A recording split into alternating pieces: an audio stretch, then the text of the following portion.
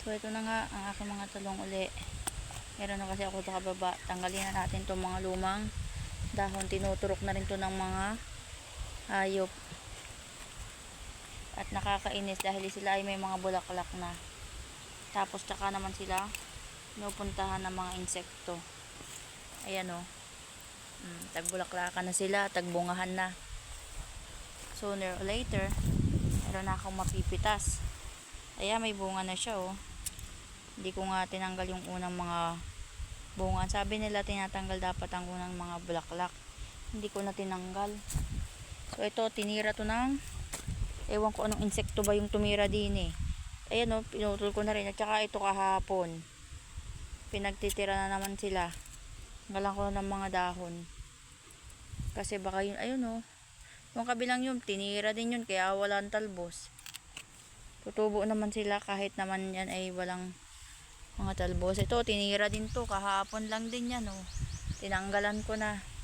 Pinutol ko na lang. Sayang. So, yan. Tanggalin natin yung pangit ng mga dahon. Tutubo naman sila. Dito na naman nagpuntahan ng mga white flies. Tanggalin ko na yung mga dahon pangit. Hindi nga ito naaarawan. Ala, natutunaw ang pechay ko. Bakit kaya? Ang gaganda pa naman ng aking pechay din eh. Ayan o. Oh. Natutunaw. Ito yung problema ko dun sa isa kong naging pechay. Natunaw na lang siya bigla. Hindi ko alam ang naging dahilan. Ang lalaki na pati ng pechay na ito. Tapos bigla na lang siyang natutunaw. Ayan. Tanggalin natin yung mga dahon na itong sira ng talong.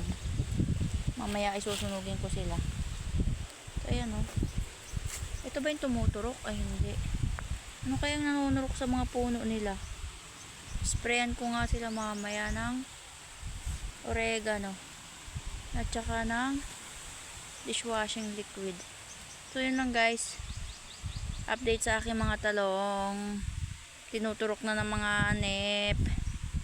Nahayop na naman. Thank you for watching.